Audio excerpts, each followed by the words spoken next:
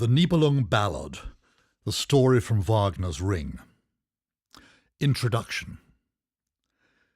Wagner's Ring of the Nibelung, comprising the Rhinegold, the Valkyrie, Siegfried and the Twilight of the Gods, is surely the greatest opera ever created. This is not just because it is in 4 parts, requiring 4 evenings for its performance, nor because the process of its creation, including text and stage directions, as well as the magnificent music, spanned a quarter of a century, nor because of its extraordinary production requirements, including a massive orchestra and a bespoke new theatre for its first performance. It is ultimately because of the depth and breadth of the story and the scale of the imagination that created it.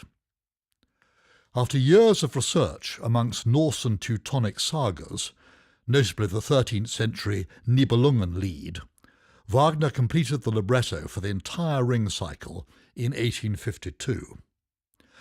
It relates nothing less than the story of the world from its beginning to its end, a struggle for power in which humans assert their independence from gods, and evil is ultimately redeemed through love. It would take Wagner a further 24 years to complete the musical composition, culminating in the first performance of the complete Ring cycle at Bayreuth in 1876. The first scene of the opera is set under the river Rhine in the earliest days of the world, where the Rhine girls live in a state of nature guarding the Rhinegold. What follows is a clash between 3 races, the Nibelungs, who are dwarves inhabiting their subterranean world of Nibelheim, the immortal gods for whom their king Wotan has recently organized the building of Valhalla, a great palace in the skies, and the mortals who live on the earth. Each race has its own instruments and symbols of power. Wotan rules the world through the authority conferred by his spear. The Nibelungs, led by Alberich, will challenge him by forging the ring from the stolen Rhinegold, and by crafting the Tarnhelm, a magic helmet which enables the wearer to change shape or to disappear from sight altogether. And the mortal Siegmund, and later his son Siegfried, will come to possess the sword known as Notung, or Needful, to help them fulfil their human destiny. The Rhinegold. Scene 1.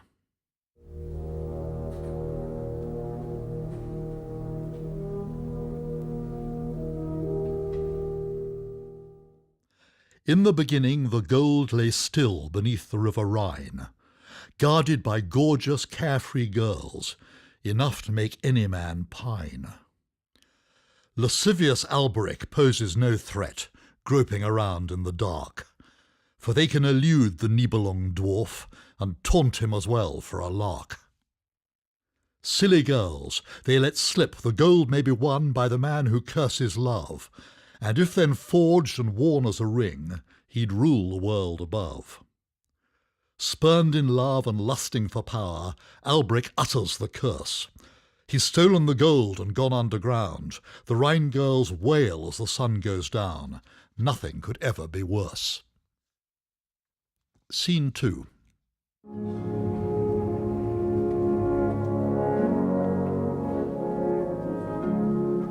On top of the world, Wotan awakes to gaze upon Valhalla, contract built by Fafnir and Fasolt in return for the goddess Freya. Wotan knows he cannot deliver this source of perpetual youth. His henchman Loge must scour the world in search for substitute. Loge has learnt of Alberich's trade, the shorting of love for gold. The power he has gained and the hoard he has built could redeem what Wotan has sold. The giants agree, hauling Freya away in bond for the payment of dues. Bereft of her apples, the gods grow old. Wotan must hurry to plunder the gold. He has forfeited freedom to choose. Scene 3.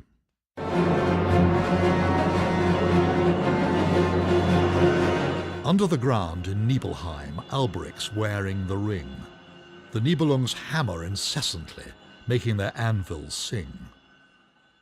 Mime, his brother, has crafted the Tarnhelm, whose wearer may metamorphose or vanish from sight, but it's been seized as Alberich's guard against foes. Wotan and Loge arrive at the cave and listen to Alberich boast. They dare him to show the Tarnhelm at work by transforming himself to a toad. Pride and defiance prove his undoing, for as toad he is easily caught. Reverted to dwarfdom and bound by a rope, his captors convey him back up the slope to their heavenly mountain resort. Scene 4.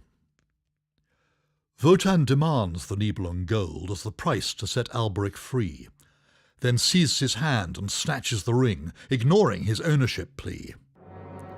As he cursed love, so now the ring is cursed by the Nibelung dwarf.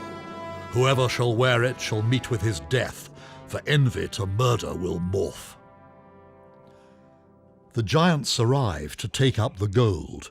They claim that the ring is their due. Wotan refuses till Erda says yield, or the end of the world will ensue. Though Freyr is freed, the giants lock horns and Fafnir dispatches his brother. The hoard and the ring now belong to the killer. The gods in their glory process to Valhalla, as the Rhine-girls lament the disaster. The Valkyrie, Act 1. An exhausted man is found by a woman asleep in front of the fire. She gives him drink and bids him await the return of Hunding, her sire. On hearing his story, Hunding knows this man is his mortal foe. Though the man is unarmed, Hunding declares, "We will fight to the death tomorrow." When Hunding's asleep, the woman returns and shows the man a sword thrust into a tree by a stranger who came unasked to her wedding, which, to her shame, had been forced by Hunding's horde. The man and the woman fall deeply in love.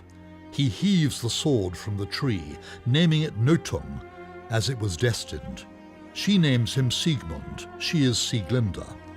Both sister and wife will she be. Act 2.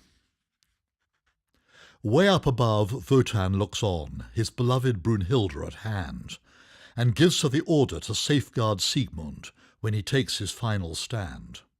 But Fricka, his wife, is appalled at the thought that Wotan should favour the lovers. It was he who had planted the sword in the tree.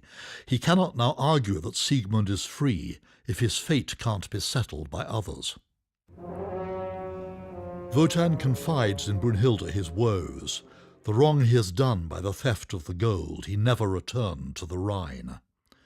His need for an agent outside his control to recover the Nibelung ring that he stole, the end of all things divine. "My daughter," he says, "you must champion Fricka. The final decision is mine." Pursued by Hunding, Siegmund and Sieglinde rest on a mountain peak. She is distraught, overcome by foreboding, and faints in his arms, she's so weak. Brunhilde gravely appears before Siegmund, foretelling he'll meet with his death. She'll then lead him to Wotan, his father, and other dead heroes in Valhalla's foyer, while Sieglinde stays on this earth. Siegmund defies her and raises his sword to kill both himself and his wife. Brunhilde relents and fervently swears in the battle she'll safeguard his life. Hunding arrives and lunges at Siegmund, who's saved by Brunhilde's shield. But Wotan's spear then shatters the sword, and defenceless Siegmund is killed. Brunhilde carries Sieglinde off, as Wotan disposes of Hunding. Swearing to punish his daughter's crime, he leaves in thunder and lightning. Act 3. Brunhilde joins her warrior sisters assembled after their ride. They refuse her pleas to conceal Sieglinde, who wishes she too had died. But Brunhilde tells her she has to live to give birth to her hero boy, and to give him the fragments of Siegmund's sword, for as Siegfried his name will be blazoned abroad. Sieglinde leaves overjoyed.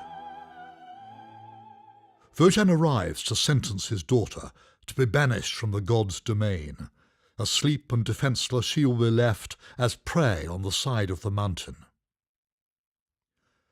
In deepest distress, Brunhilde explains to Wotan she acted through love, and being the instrument of his will, had guarded whom he truly loved. Wotan responds that she has succumbed to the love he had had to resist. As she has renounced him, they must now part, for trust no longer subsists. Brunhilde reminds him how she has saved Sieglinde, who carries a child. Her final plea is her sleep be secure, so only a hero shall dare tread near the rock upon which she is sealed. Wotan is moved to the depths of his soul as he bids her farewell and kisses her godhead away. Then lays her to sleep and conjures up Loge to encircle the fell with flames to burn sine die. No one, he says, who fears my spear shall ever pass through the fire. Wotan departs, his power at an end. The fate of the world now wholly depends on an unborn orphan's desire. Siegfried, Act 1.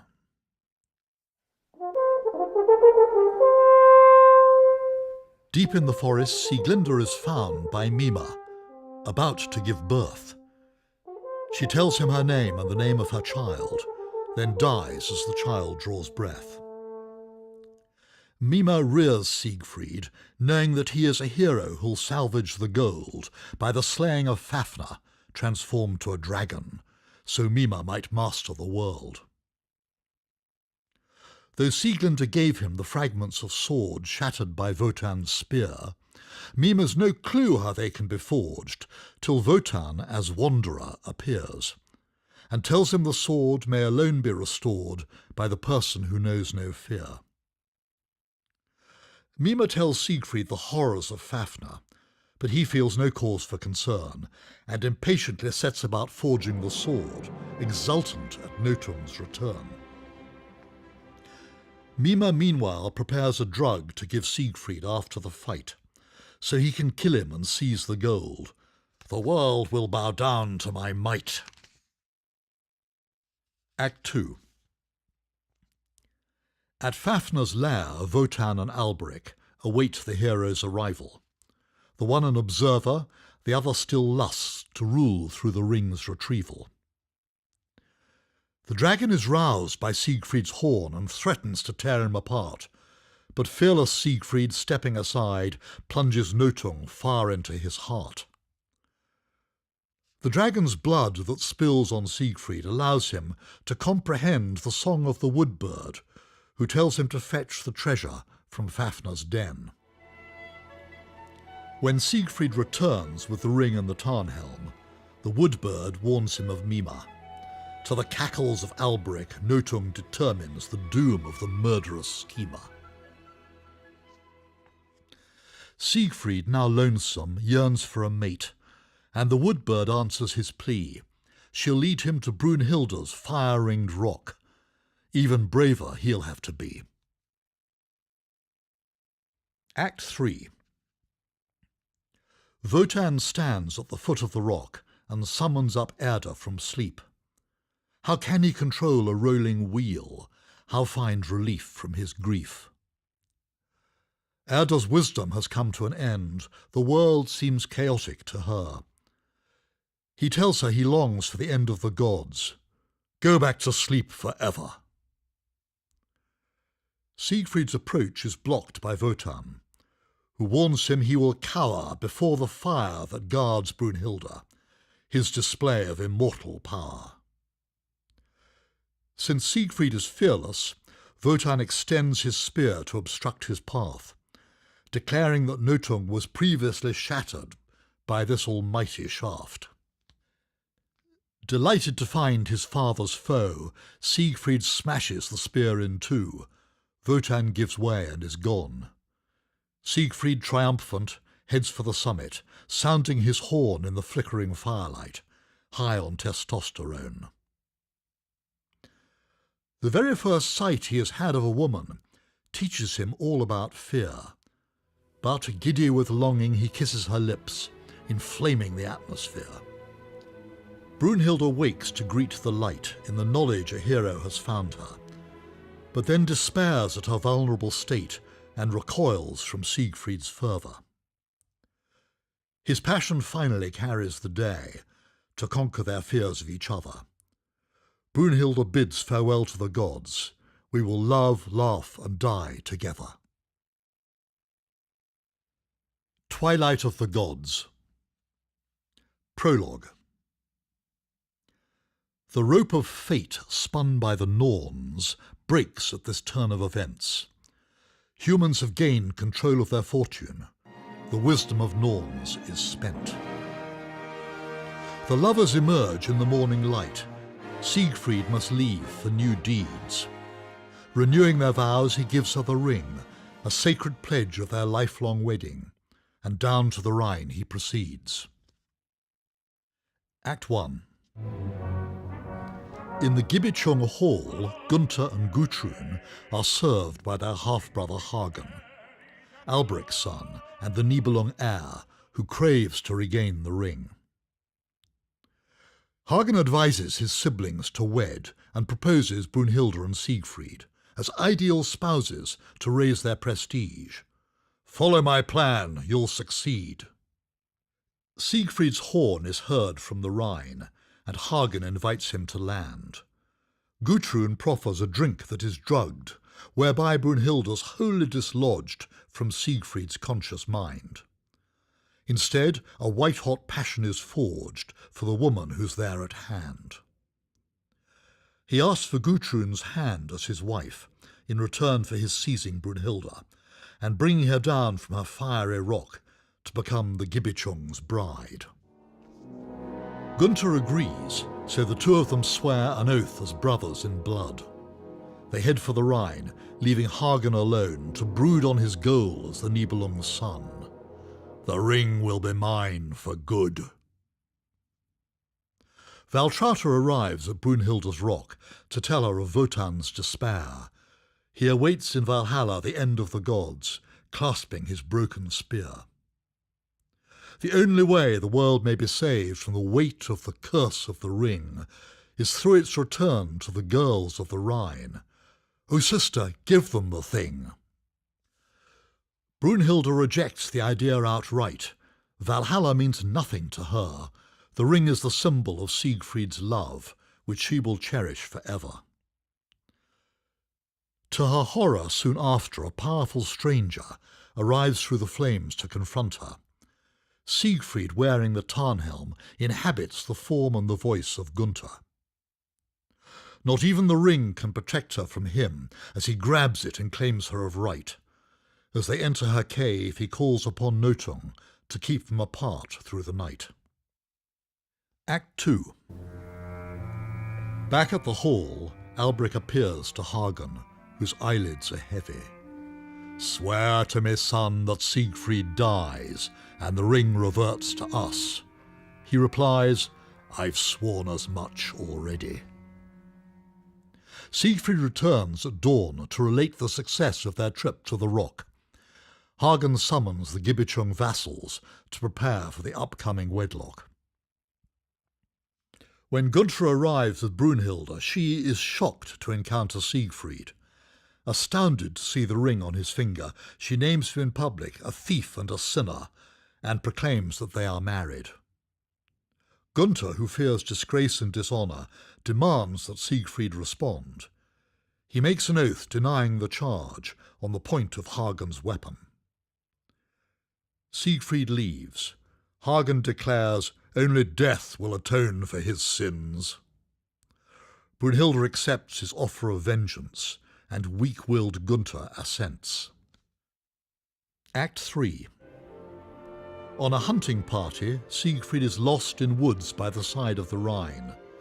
The Rhine girls call and ask for the ring as they circle, flirt and entwine. They solemnly warn of Alberich's curse. If he keeps the ring, he will die. I might cede it for love, but never from fear. This is the hero's reply. The party arrives, but Gunther's depressed. So Siegfried offers to sing a song of his youth about Mime and Fafner, to cheer up the Gibichung king. Once Hagen has laced his drink with a drug, Siegfried's mind is refreshed. He sings of winning Brunhilde as wife. Gunther's completely aghast. Siegfried turns as ravens fly by. "They're crying revenge," shouts Hagen, and thrusts his spear into Siegfried's back, to the shock of the Gibichung men. The hero dies, reliving the kiss that brought Brunhilde awake. At Gunther's command, his body is raised and carried to the hall in state. When they arrive, Hagen delights in showing Gutrune the corpse. Gunther tells her who was the killer, and she collapses, distraught. Hagen asserts his act was right and claims the ring as his due. Gunther is outraged and draws his sword, but the Nibelung runs him through. Hagen makes towards Siegfried's hand, but it rises quite unawares. As he retreats, Brunhilde appears and takes control of affairs. She orders a funeral pyre be built on the banks of the Rhine for her spouse. Gazing at Siegfried, she sings his praises and prays for Wotan's repose. Brunhilde takes and puts on the ring, then hurls a torch on the pyre. With a single leap she joins her beloved, deep in the heart of the fire. The Rhine overflows, and on the tide the girls recover the ring. Hagen, who tries to keep them at bay, is drowned through their entwining. The flames career towards the sky and consume Valhalla above. The earth and the heavens are purified, revealing through self-sacrifice the redemptive power of love.